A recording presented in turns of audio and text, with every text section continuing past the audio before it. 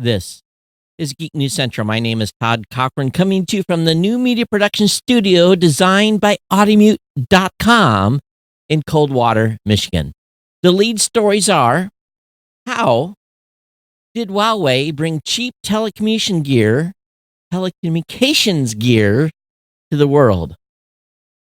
Are you using a second screen while watching TV? No electric bikes or scooters in New York State. And all drone flights will be tracked 3 years from today. I want to welcome you to episode 1414 of the Geek News Central podcast for Thursday, December 26th. This show is sponsored in part by GoDaddy.com and listeners just like you. Great deals from GoDaddy can be found at geeknewscentral.com/GoDaddy. Or you can support this show today at geeknewscentral.com/insider. Hey everyone, welcome to the show. Got a great show lined up for you today. Absolutely excited. Day after Christmas. Kind of slow on the news line, but don't worry. We're good. We're good to go with a whole stack of stuff tonight.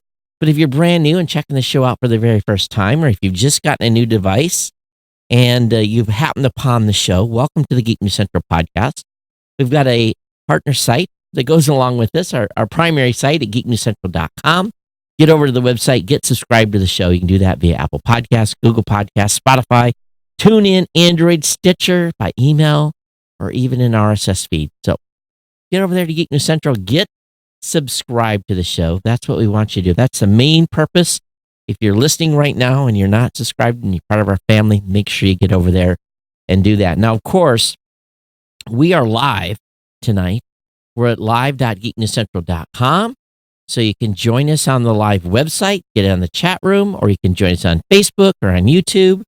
But if you're on Facebook tonight, make sure you check in and say hello. But again, we're live really all over the internet, on Twitter. We're on Mixer. We're on just about every live streaming place there is known to man.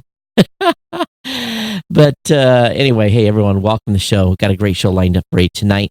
And, of course, you can listen to the show on Blueberry.com, or you can listen on your smart home device by saying the keyword to launch that device and say, play the podcast Geek News Central.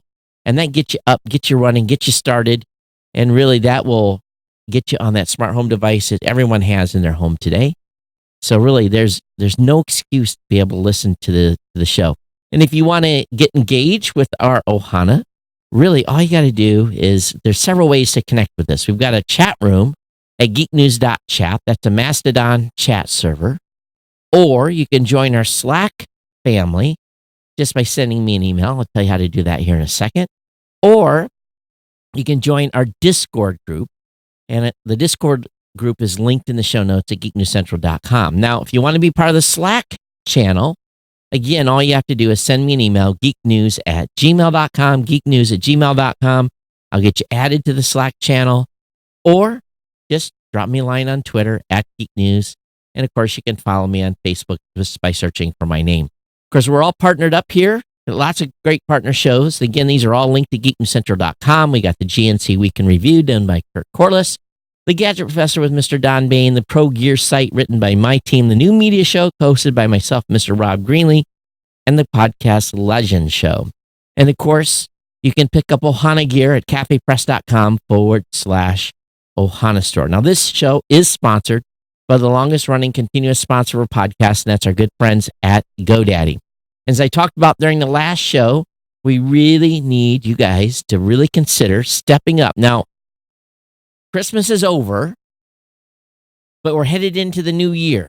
So what is that? That is an opportunity for you to, number one, make a New Year's resolution of doing something different, whether that be going to the gym, whether that be eating less, whatever your New Year's resolution is. But it could be a New Year's resolution to create some content and get online.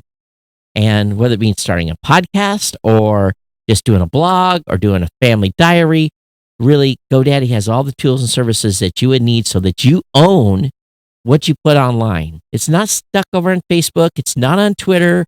It's in a stack where you own the content and where you can export the database and be able to control your brand, your destiny, and not beholden to some third party. And you can do that by owning a domain name, picking up a hosting account. And again, all these are available at geeknewscentral.com/GoDaddy. It is the absolute best deal going. Again, 99cent.com on a new or transferred domain. 30% off new product purchases. $1 a month economy hosting for the first year, which includes a free domain. $1 a month managed WordPress hosting for the first year with a free domain. $12. $12 get you online, get you running, get you up, get you set up. There is no other deal like this in existence. And really, my promo codes are there for you to save money, helps support the show, keeps us going, keeps the bills paid. So definitely get over to geeknewscentral.com/GoDaddy. Check out all the promo codes. Again, you are supporting this team. You're not supporting some third party. You're not on some coupon saving site and sending cash to them. You are taking care of the Geek News Central Ohana, our writers, and everything. So definitely get over to geeknewscentral.com/GoDaddy. Grab a code, save some money, make a New Year's resolution to do something cool online. And I'm here with you. And of course, if you ever have any trouble at GoDaddy, we want to hear from you because we got a direct line to any of the team members there that's going to fix things if things gone sideways. And believe it or not, I have not gotten one of those types of emails in a long, long time. So that's a really a good thing. So again, we want to thank our sponsor here, GoDaddy. Check out all the promo codes at geeknewscentral.com/GoDaddy. Tell your friends, family members, people you know about it. If you're going to a New Year's party, keep your ear to the grindstone. If someone's talking about doing something online, hey, tell them about my website and the promo code, okay? That's how you can support this show. Just keep it in mind. It's not going to happen every time, but every once in a while, you're going to hear something. Matter of fact, I got a call from Christmas. I was making the rounds. My daughter, of course, and her husband, and my granddaughter, her birthday was that day, so we were doing a little FaceTime chat, and my son-in-law got on the phone. He says, hey, I got a friend. He's thinking about doing a podcast. I'm like, okay, I can help you out here. This is how we're going to do this. And so we're going to get him set up with a website and with a domain name, and of course, get him set up with the podcast hosting and all that, and get him up online. But all it takes is just that little drop of a little information. You hear someone talking and say, hey, I got the tools and pieces of people that I know, that I work with, that I listen to on podcasts. And again, definitely check out all the GoDaddy promo codes. Use one if you can. And of course, refer people as well. We definitely appreciate it. I want to thank GoDaddy for being a longtime sponsor here of the Geek News Central podcast. So let's talk a little bit about New Year's Eve and the day of hell. And I want to say hi to Jody, and of course, Mom's online watching too. Choke was here in the studio with me as well. She's stashed somewhere. They're watching TV or watching me from afar. I'm not quite sure. But let me kind of get you clued in what happened on New Year's. So Shoko and Chris landed in Chicago at 4:30 in the morning. They had about 2.5 hour layover. They were scheduled to get into Detroit about 9:30 a.m. I left the house on time, headed to Detroit, and about an hour out, Chris called me, or actually texted me, and said, hey, Dad, the flight's been delayed. And the delay continued and continued and continued and continued and continued to the finally about 6 to 7 hours in, they canceled the flight. Well, they're in Chicago. I'm in Detroit. I'm a 4-hour drive from Chicago, from Detroit, and I start heading east or west, thinking I'm going to have to drive to Chicago to pick them up. My Shoko's on the phone, and it's pure chaos in Chicago because it wasn't only their flight. It was hundreds of flights delayed. It was fog issue. The airplane that was coming to get them was coming out of South Bend, which is a short flight, South Bend, Indiana to O'Hare. They barely get in the air and they're landing again. I don't even think they even put the landing gear up. It's that short of a flight. So anyway, long story short, she was able to get rescheduled and get on a flight to Kalamazoo. So fantastic. They're on They're going to get into Kalamazoo 12 hours late. That flight was delayed and because of crew coming in. So long story short, I finally did get them about 8:40 or something like that, 8:50. And of course, their luggage went to Detroit. So got them in the car, started headed. It's an hour drive from Kalamazoo to here in Coldwater. Got on the phone, got the luggage people started in a case, and the luggage showed up Christmas Day about 10:30, which was incredible. Bravo, bravo, bravo to the guy that was delivering luggage on Christmas Day. So Christmas Day was pretty standard. The family had a nice time. We hung out, overate, drank too much, but it was nuts. United failed across the board. Yeah, so Christmas Eve was just anyway, it was nuts. So anyway, Christmas Day's good. Today's just been almost a normal business day for me. With the standard, it's quiet, very, very quiet. Only the diehards are doing stuff, and we having some tech support and sales calls and stuff like that today. Tomorrow I've got a light schedule. Then we've got another party, a family party tomorrow night. So really, that's what's going on. And then Saturday, a new media show. Immediately following the new media show, the entire family were off to Ann Arbor. My niece is turning 21. Midnight Sunday, I guess Sunday at 0001. So we're going to be in Ann Arbor and going to a cool place, and she will celebrate having her first legal cocktail at 1 minute after midnight.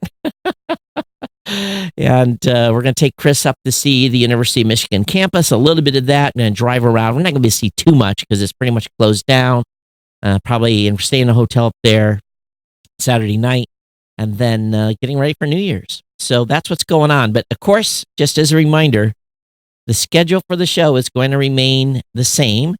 Monday the 30th, we'll do another show, and then I'll have a show on January 2nd. And the news is definitely going to be light, but hopefully there's enough stuff going on. We'll have stuff to talk about, but it just falls out perfect. If the show fell on New Year's Eve, I wouldn't do one. But again, we'll do one on the 30th and do one on the 2nd.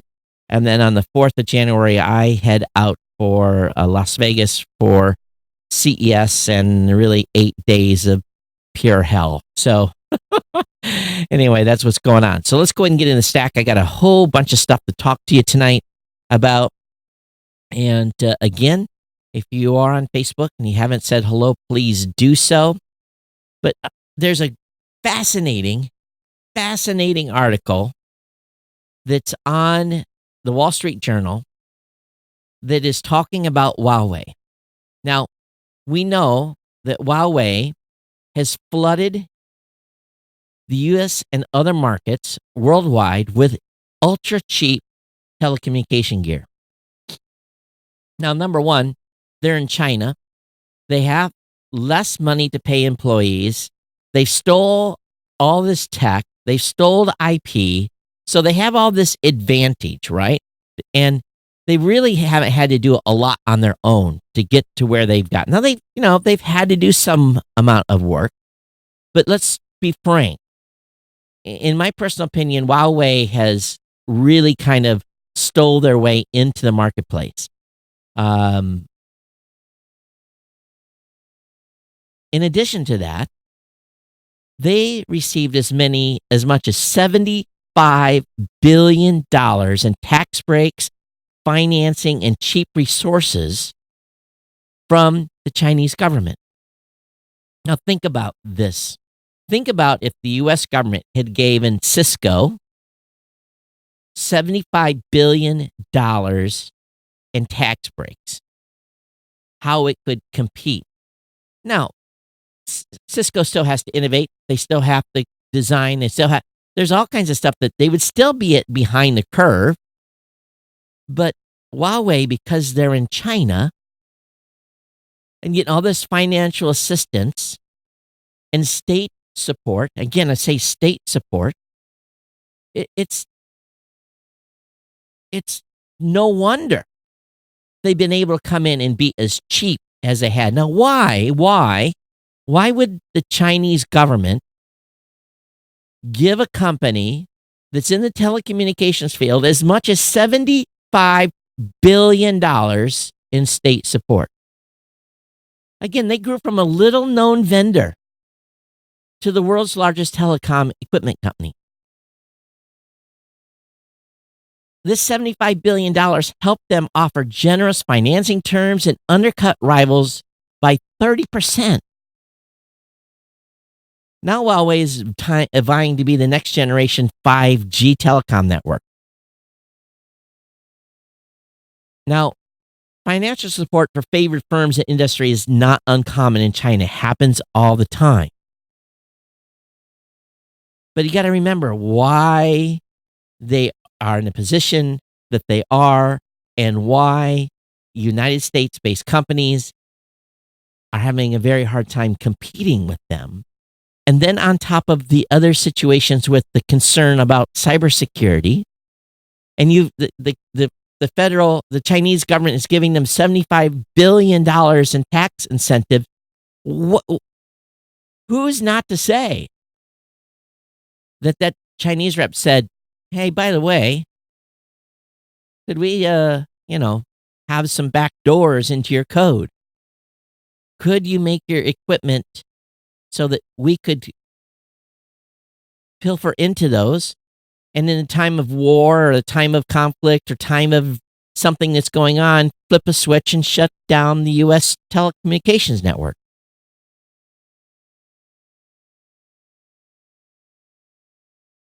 I'm sure if you're getting $75 billion in tax incentives and financing and breaks, that you're going to say, sure, comrade, no problem. Now, the journal in its research made use of public records, including company statements and land registry documents. The journal verified its methodology with subsidy analysts, including Yusha Halley, professor at Wichita State University, and Good Jobs First, a Washington, D.C. organization that criticizes some tax incentives and provides widely consulted subsidy data. State assistance for Huawei isn't always quantifiable. In 1999, China's central government arranged an unusual intervention to rescue the company from allegations of tax fraud, according to accounts by Chinese and other officials. So if I just think about this for just a second, it just gives me chills. I'm in the podcasting space, highly competitive. As a matter of fact, one of our competitors is largely based out of China, and they come in with these great pricing, and I've never understood how they could be so low and still be in business and still make money. I'm not saying that they're getting subsidies, but could they be? And how do you compete against that? So, just so we understand the playing field when it comes to Chinese companies competing against any other company in the world, they have this distinct unfair advantage because they're state supported. Now, tax breaks are not necessarily just in China. That happens here in the United States too. Local governments will give companies tax breaks to move their businesses into a municipality. It's usually in the millions of dollars, not in the billions of dollars. But $75 billion in tax breaks. Can you tell I got a bit of an issue with Huawei? I know that I have rubbed some people wrong that listen to the show. They're big fans of Huawei. I personally wish that they would just be banned from doing any business in the United States whatsoever. But that's my personal opinion here at Geek News Central. And I probably will walk by the Huawei booth at CES, and I am not going to I'll be honest with you, no coverage from the Geek News Central team for Huawei. Not going to happen. Vendor ban.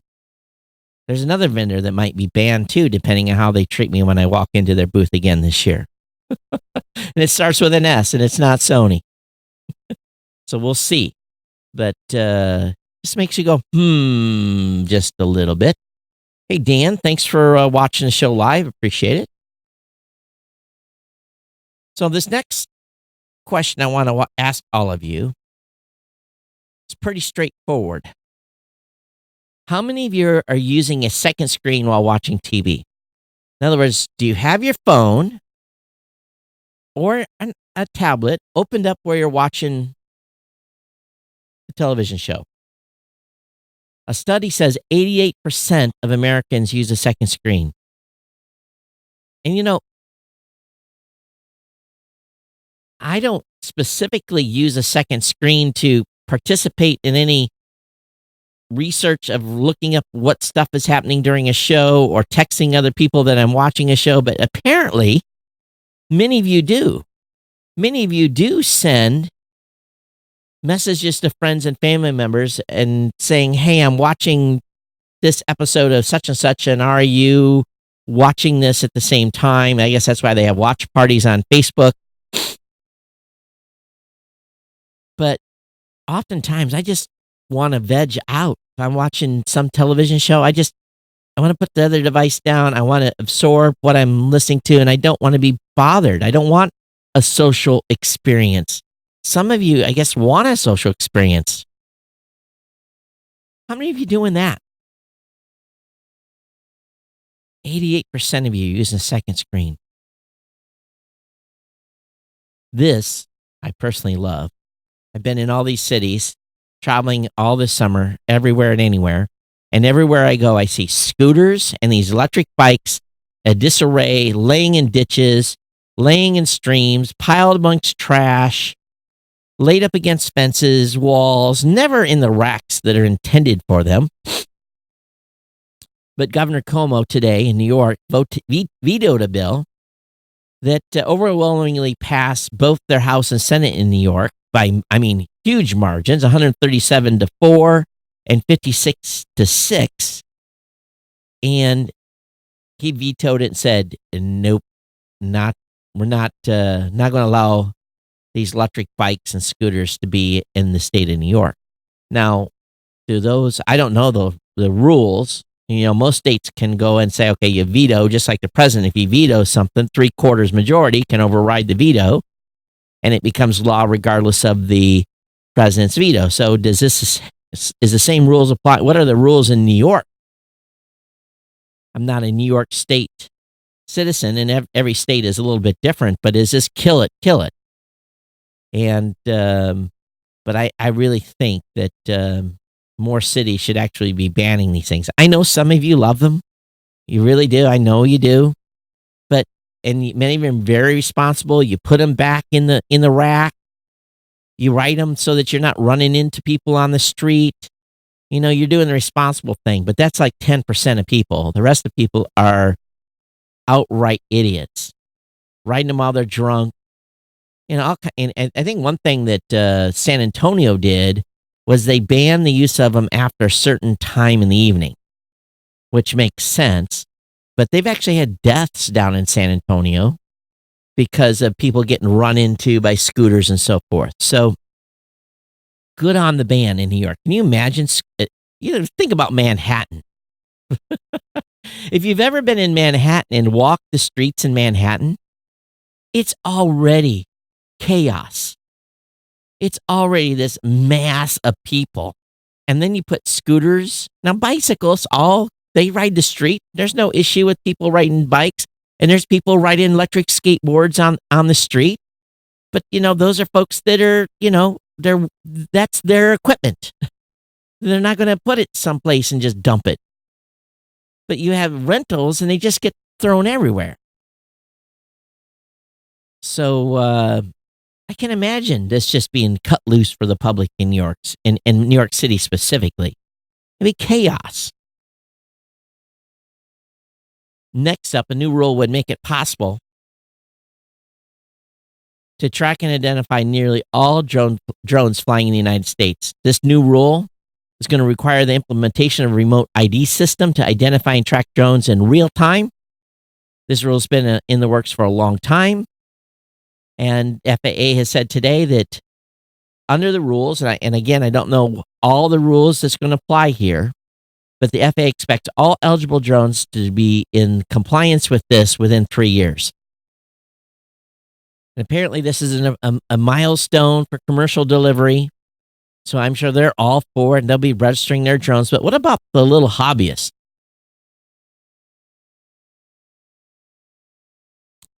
Here's the comment.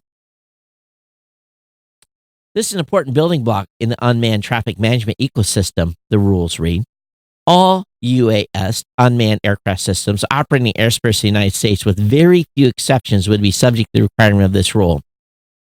And again, this rule's been in work since 2016, when Congress first directed the FAA to publish guidelines regarding remote tracking. And they wanted that in place by July of last year. So Congress is not happy that they're giving them an additional 3 years. But now they're going to be very, very close on tracking anyone flying a personal drone. And it's a little, to me, it's like if I'm flying a drone under 400 feet on my personal property or my family's property, of which land I own, and I'm flying over land I own, is it anybody's business that I'm flying that drone over land I own? But now it's not. This will report in saying, hey, Todd's drone is flying and passing telemetry back. So it's curious. It is. We'll see how this rolls out over the next after the next couple of years. Personal computer CPU pioneer Chuck Peddle has died at 82. And I'm going to be honest with you. I am not familiar with Chuck. I don't have my geek creed going on here, but he helped design the chips inside the Apple II and indirectly the NES. He is one of the most important engineers of early home computing. Sadly died from pancreatic cancer at the age of 82. He's best known as the lead designer for the MOS technology, the 6502, a low-cost processor, just $25 in 1975. That found its way in the first wave of home computers like the Apple II and the Commodore PET. I had a Commodore Colt. Variants, that was my first personal I had a, matter of fact, I just got it out of storage, a Tandy TRS-80. Talk about that in another show, because I'm going to try to get this thing up and running and see if I can get a boot script into it. But the thing's geeks do. But anyway, that chip found its way into consoles like the Atari 2600 and the NES. And if you have a nostalgia for the days when 8-bit computers were cutting edge, this gentleman was the guy that did it. And the 6502 most didn't happen. He wanted to design his more affordable chip at Motorola, which was struggling to sell 6800 CPU design kits for a then costly $300. When Motorola was unresponsive to the proposal, Peddle and his 6 team members jumped to MOS technology. Even after the 6502 shipped, it was in danger. Motorola sued months later and tried to halt sales, forcing MOS to sell in 1976. Commodore swooped in to buy MOS soon after, making Peddle its chief engineer and changing the computer landscape with the $495 PET. So Peddle left MOS team in 1980 and worked on lower key projects like the Sirius Systems technology, Victor PC, and removable hard drives that were precursors to external hard drives and USB sticks. So he helped democratize computing by making home PCs affordable. So I did not know anything about him, but we lost a hero here, and someone that really made a big difference. There's a bunch of you I know that had an Atari 2600 that listened to this show. Some of you had Apple IIs. Some of you had Commodore PETs. Rick says PET AK with a chiclet keyboard and built-in tape drive. Rick says I had a Commodore PET. I did not, Rick. I had a Commodore Colt, but I didn't jump into I went from the TRS-80 then many years before. Then when I went to the Commodore Colt, that was on an 86 chip, I think, with I had to buy a 64 meg external RLL hard drive. I still got it somewhere. That's a piece of trivia. I think that was, can't remember how much that cost. And that was the days of I was on 1200 baud modem, So that would have been 84, 87, 91 to 94. Boy, that would have been like 93, maybe. I don't know. It goes way back. So, again, that was starting to, around the time I was really getting interested in doing the bulletin board stuff. So, anyway, Chuck Peddle dies at 82, and computer legend here. So, absolutely fantastic. And condolences to his family. But thank you for your contribution to where we are today. U.S. CyberCon contemplates information warfare to counter Russian interference in 2020 election. So this is interesting. Someone has done a little bit of a security leak here. Naughty, naughty, naughty. One option being explored, supposedly by the U.S. Cyber Command, would target senior leadership and Russian elites, though probably not President Vladimir Putin, which would be considered too provocative, said the current former officials who spoke on condition anonymity. The idea would be show that the target's sensitive personal data could be hit if the interference did not stop, though officials declined to be more specific. So, anyways, they're going to punch back a little bit. Curious. I don't think I talked about this on the last show. I think I had it tagged up and never talked about it, but the Pentagon has told military personnel to avoid commercial DNA tests. They're worried that they could lead to unintended security consequences. Also, that some of these hot items that were given for Christmas could tell DoD personnel that it could affect them. Basically, some of these tests are pretty conclusive, and they don't want. Well, it could disqualify you from a job. That's my understanding here. Apparently, U.S. intelligence authorities have been increasingly worried that other countries could use DNA, fingerprint, and facial recognition information to expose American national security. Well, they already did with the exposure of all the security clearance questionnaires that they got a few years ago. Ancestry denies it targets military personnel in a statement sent to New York Times. Meanwhile, 23andMe spokesperson assured the publication does not share information with third parties without separate explicit consent from its customers, which a lot of people give by default. And yet people are finding out that their mothers are not their moms and all kinds of other crazy stuff. Over at space.com, there's a decade in space review, the highs and lows of the U.S. Space Agency in the 2010s. It talks about the last shuttle flight in 2011. You think about how long it's been that long. And we still don't have the ability to take people to space yet. We're close. I think Elon Musk is going to make it happen first, but holy cow. And of course, the Messenger, talking about the Vesta flyby, talk about the Hubble telescope and the Comet Eyes-on fireworks. There's a lot of cool stuff that happened in the space industry in the past 10 years.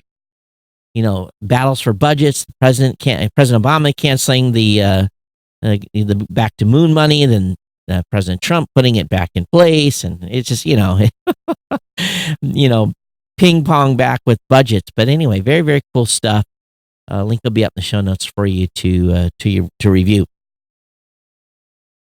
Queen Elizabeth on her Christmas message echoes Apollo 11 moon landing. She says, as a child, I never imagined that one day a man would walk on the moon, yet this year we mark the 50th anniversary of the famous Apollo 11 mission. The Queen, 93, said as she began her message, as those historic pictures were beamed back to Earth, millions of us sat transfixed to our television screens as we watched Neil Armstrong taking a small step for man and a giant leap for mankind, and indeed for womankind. She says it's a reminder for all of us that giant leaps often start with small steps. She added, Queen Elizabeth recounted the impact of Apollo 11 from her desk in Windsor Castle as the video clips of the moon landing played. So I heard somewhere that the Queen is going to retire in a couple of years and turn it over. I don't know. I heard that. I think it's official, but 93, an amazing run. Absolutely amazing run. But if you think about it, though, She was 43 when the moon landings happened. And wow, long time since we've been back to the moon. I don't remember it specifically. I would have only been, you know, gosh, I think, and date myself here. So I'd have been maybe 5 at the time, 4 going on 5. I don't think I remember it. Maybe at one time I did, but still 5. Those are fuzzy times in anyone's memory. This is something I saw last year at CES. Test your vision and skip the eye doctor with the $60 IQ vision check. This was something that was pretty big at CES last year, and I think it was mostly prototypes, but this is the real deal. And, again, nothing replaces an optometry test. If you have if you have diabetes, if you have any type of family history with glaucoma or anything like that, you need to go to the eye doctor at least annually, and some folks need to go twice a year. But if you don't have a lot of those factors and you just want to do a quick vision test and maybe order some glasses, the $60 IQ vision check might be because I've got some of their tests or because it comes as a kit where you do the eye test and also they've got a pair of glasses and you take a picture of your face and it gets the right frame set up for you so that you can order frames. It's a pretty slick little deal. So anyway, the link for that will be up in the show notes tonight. Something to consider. But again, nothing replaces an optometrist and getting your eyes checked out. All right, what to expect at CES 2020. And here's something that I just noticed. Uber Gizmo has Lenovo as a sponsor. So what are they talking about in their article? Lots of stuff about Lenovo. But then they talk a little bit about Sonos and computers and smart home products. But we have to be very careful when we're watching and content that's coming out of CES this year, if the content is sponsored or not. So Uber Gizmo is sponsored by Lenovo. So anything that they say about Lenovo, I take it at face value, and I'll be looking for other sites to tell me about Lenovo products. But not saying that Uber Gizmo is going to do a bad job, but it's always suspect. It really, really, really, really is. Wrong button there. Okay, so there's a robot cat you can back on Kickstarter. Now, you may have heard about Aibo, the Sony's robot dog, but if a robot cat is what you've always wanted, you're not now able to back this. It looks kind of cute. It's called Mars Cat. It's made by Elephant Robotics. It looks like a cat, but it's really not that realistic. You will not be fooled into thinking it's a replacement for a furry feline, but it seems as if Elephant Robotics is trying to give Mars Cat a lot of cat-like mannerisms. It can apparently do things like bat at toys, stretch its front 2 feet, and even accept chin rubs. Well, what about scratches and bites? Can it do that? I don't, probably not part of the package. But if you want to mimic real cats, that's what they do. All right, the iPhone XR was a top-selling model globally in Q3 2019. So this may not come as a surprise, but here's the top 10 globally. Apple iPhone XR, number 1. Samsung Galaxy A10, number 2. Samsung Galaxy A15, number 3. The Oppo A9, number 4. The Apple iPhone 11, number 5. And then it just goes down to Oppo A5s, Samsung Galaxy A20, the Oppo A5, Xiaomi Redmi 7A, and the Huawei P30. The Oppo is big in Asia. The Oppo brand, I don't even think you can buy Oppo phones in the United States. I've never seen one, but I know they're big in Asia, and of course Samsung is globally. But it shows you where money's really being spent globally, and Android is important. So all of our Android listeners that are subscribed to the show, we want to thank you, and we do honor Android users by having one-click subscribe on Android or Google Podcasts link on the website so that you can subscribe easily to this podcast with your Android device.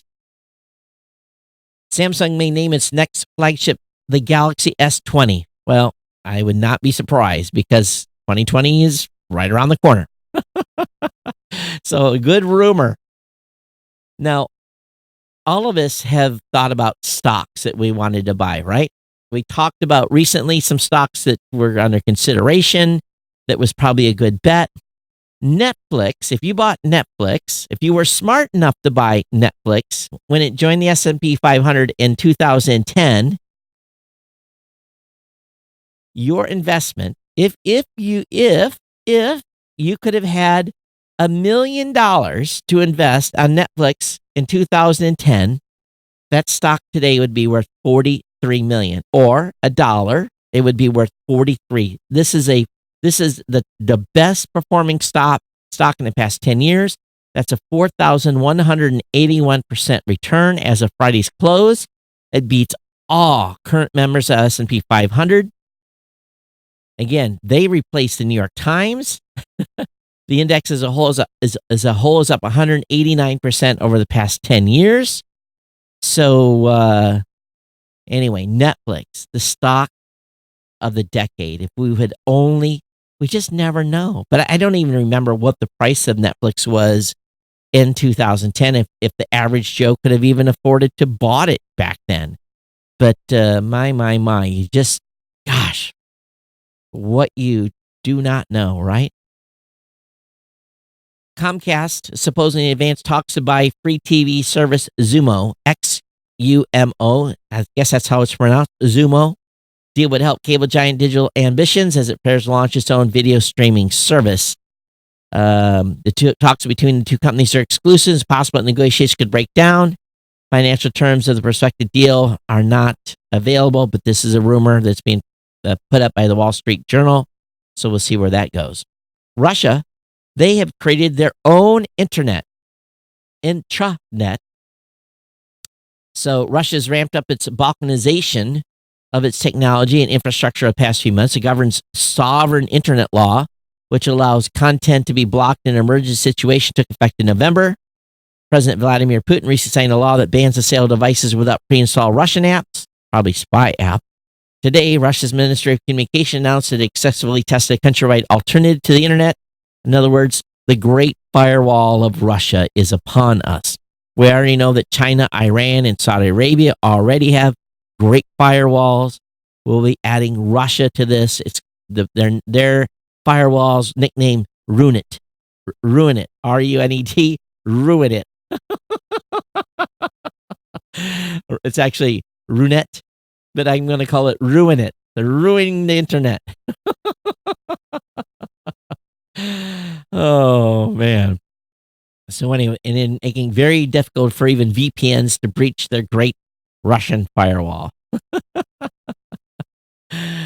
So if you live in California, you've got some new privacy rights coming on January 1st. I'm not going to go into this because this is for California-specific only listeners. The CCPA is coming, but some of the stuff is being rolled out globally. And again, the CCPA gives social media users more rights when it comes to their data. If you live in California, you know more about this. If you don't, link will be up in the show notes for you to review this tonight or tomorrow on your own. Let's talk about data breaches. This was a great year for data breaches. The number one was the Capital One Bank. This one was a complete mess. Not only did it affect a pretty significant chunk of people, 100 million people in the United States alone, but Capital One did an absolute terrible job of notifying those affected.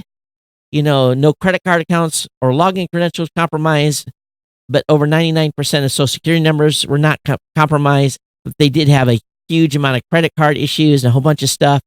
But you always read the fine print when a company discloses a data breach. Zynga was another big one, 170.28 million accounts. Of course, Amazon's Ring. The Ring supposedly were not hacked, quote unquote, but people said you need to better be using two-factor authentication with those and better passwords. Disney Plus. Well, attackers have been using leaked logins to break into people's Disney Plus accounts, thanks to a huge popular Disney streaming service. Just like Zynga, Disney doesn't offer any kind of two-factor or two-step authentication for your Disney Plus account. Worst, breaking into the streaming server likely also grants you access to a person's activities Disney-wide. Collection number one, I don't even know about this. Collection number one, the numbers speak for themselves, 772 2.7 billion records in total. I don't even know. Oh, that's a collection of passwords that are available. But anyway, the problem with Disney Plus is on my Sony TV, Disney Plus quit working. I got on the chat with the Disney Plus support representative and was on chat with him for about an hour. And his final advice to me was use your Roku. So Disney Plus has still got bugs, per se. YouTube is doing something unique. It's giving creators more control over copyright claim disputes with a new update. If you get a copyright claim on your content, you can now trim the little bit of content that's underneath the under dispute and basically take that copyright violation off the video. And it could be anything, a picture. It could be something playing in the background. I mean, they are so picky. You can get flagged almost for anything. If you're on YouTube Live and you're in your car and you've got your radio on, you're going to get a copyright infringement because there's music playing in the background, or even you're streaming something, you're going to get hammered. But they've got this ability to trim whatever the copyright issue is, whether it's a picture or whatever. So anyway, that's something they're trying to improve the process over at YouTube. At the same time, YouTube is having so much trouble with kids' videos that they considered screening all YouTube kid videos targeted at kids under the age of 8. And to me, that's just wrong to begin with. But apparently what they found was fake cartoon characters that represented almost like original cartoon characters that were doing things that were inappropriate for any child. And so they had like 40 people that were dedicated to reviewing kids content to look for inappropriate activity. Please, please, please, if you got your kids on YouTube, please monitor what they're watching and use some guidance here. Of course, we're right here at the end of the year. It's list time. The worst tech of 2019, according to Engadget. Number 1, the Samsung Galaxy Fold phone. Number 2 was the Microsoft Surface Pro X. I don't know. I keep hearing good things about that one. The Huawei Mate 30 Pro mobile phone. The Google Wear OS watch. What else? Also, they talk bad about not just services, but they talk bad about Facebook itself, the Google Stadia, talking about 5G. So that wasn't necessarily a gadget, but it just talks about, the worst tech. So, of course, we're about ready to be exposed to more Facebook and so tech at CES. Facebook and Twitter will be there. They're gearing up for the tech show. They never in the past were there, but now because they've got gear and partners, they will be there. So Facebook and Twitter will be there making their own news. So we'll see what happens here. Of course, Facebook has a line of portable video chat devices, lots of partners. Twitter has partnerships as well with the NBA and other folks. So it'll be interesting to see what happens with the social media giants being at Facebook as well. Last couple articles here. Sony apparently cannot build smartphone camera sensors fast enough.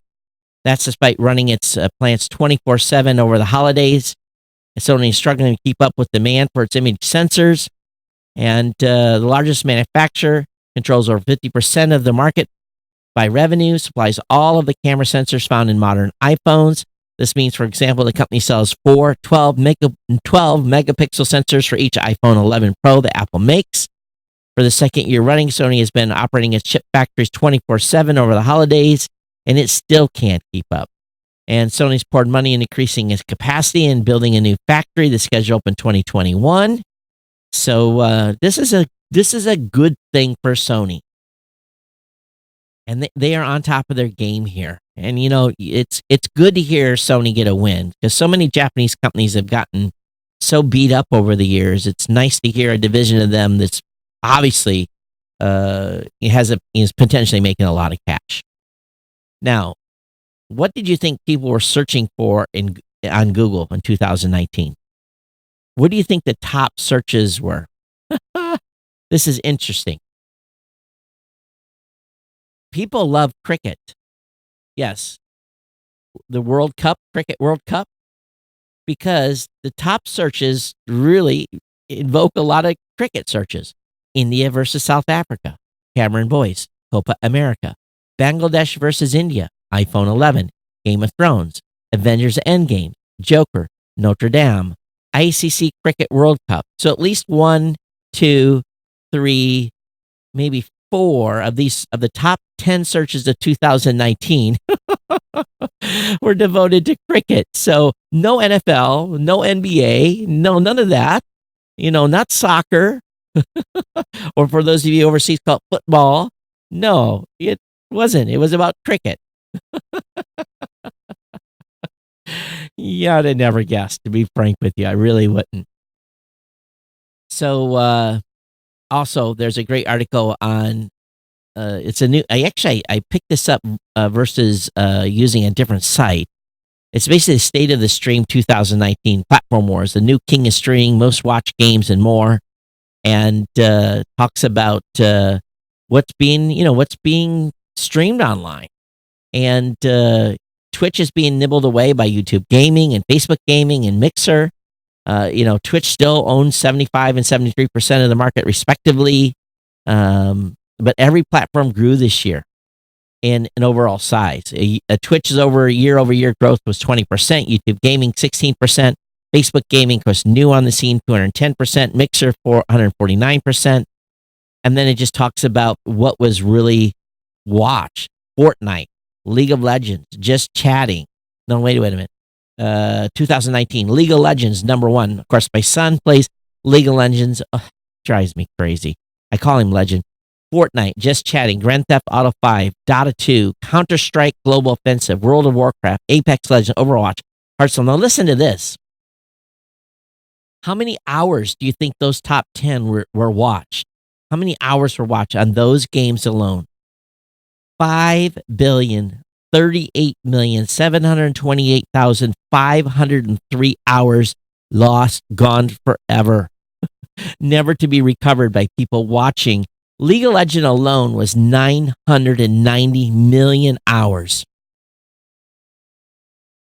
To me, is absolutely insane. Fortnite, 8.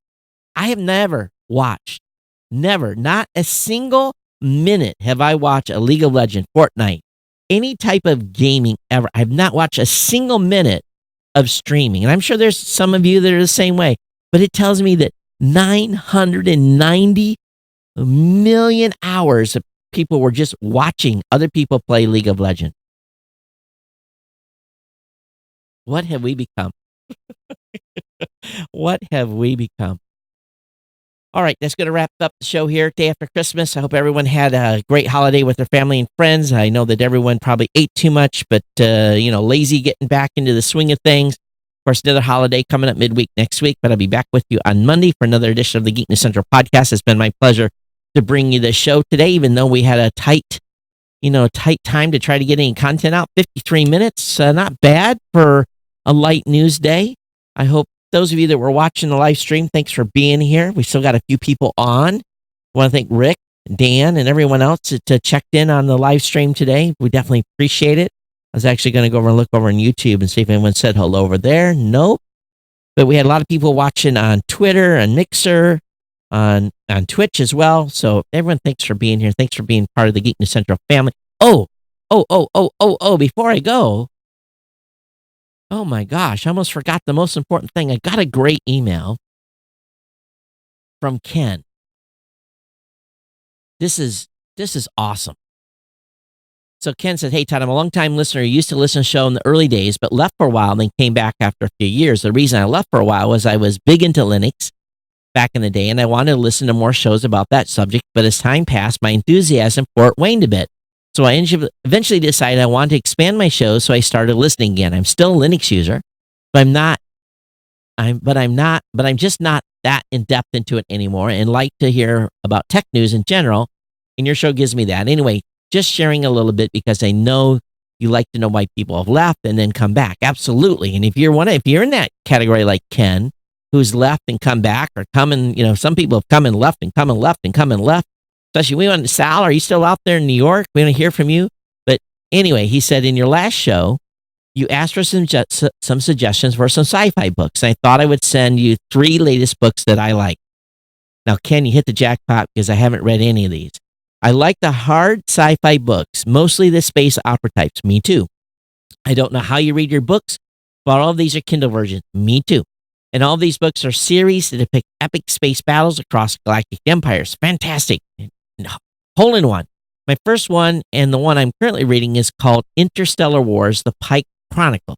I got this one about a month and a half ago because the 5-box set is free in the Kindle version. It's a real page turner. I think I've almost finished the box set, already bought book 6 and 7. My second suggestion is called Blood in the Stars. It's a little much at times, but I got caught up in it, and I'm looking forward to the next one when it comes out. My third one is called Lost Starship Series. This one focuses on one main character and follows him and his crew on galactic adventures. I really like this one as it has some really imaginative ideas and literally spans vast reach of space. I hope you enjoy one or all of these suggestions, but my apologies if you already read or known about some of these. Nope. Home run, 3 new series for me. Fantastic. I also have a few suggestions for shows I've been watching on Amazon Prime that I thought would pass along. I'm a recent Prime subscriber. I've been binge watching these so since I signed up. They're not necessarily sci-fi ones, but ones I enjoyed. Here they are. Man in the High Castle. Couldn't get through season 1 on that one. Ken. The Boys. Nope. Didn't know about that one. American Gods. Nope. Good Omens. Nope. Carnival Row. Home run. Good series. Of these, I like The Boys and The Man in the High Castle the best. Okay. You may have already seen one or all of these because I'm new to Prime, a little behind. The Boys was a more of a different show than I expected, but I enjoyed it because of the twisted way of looking at superheroes. That's a bit of a twisted show, but I'm looking forward to season 2. Well, that's just it for now to share. Thanks for doing the show, and I hope you have a Merry Christmas. Regards, Ken. Oh, yes, I'm a listener from, oh my God, I'm going to destroy this. Coquitlam, British Columbia, Canada. He says, have fun pronouncing that city name. Most people have trouble with it.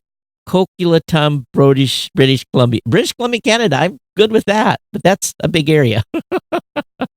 Thank you for listening, and I hope you're enjoying the warm weather we've had here the few days. It's soon to go away. All right, everyone. And again, 60 degrees here in Michigan today. It was insane. And but anyway, thanks so much for being part of the house. Don't forget, GoDaddy. geeknewscentral.com/GoDaddy. Use the codes, promote the codes, share the code.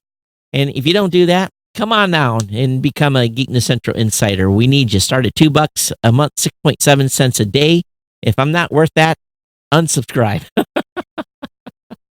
All right. Thanks, everyone. Thanks for being here. I'm just teasing, but come on. All right, everyone. Thanks for being here. Thanks for being part of the family. Thanks for being part of our ongoing series. Great to be here in the studio doing the shows. Everyone take care. We'll see you next time on the Geek News Central podcast. Everyone take care. Bye-bye.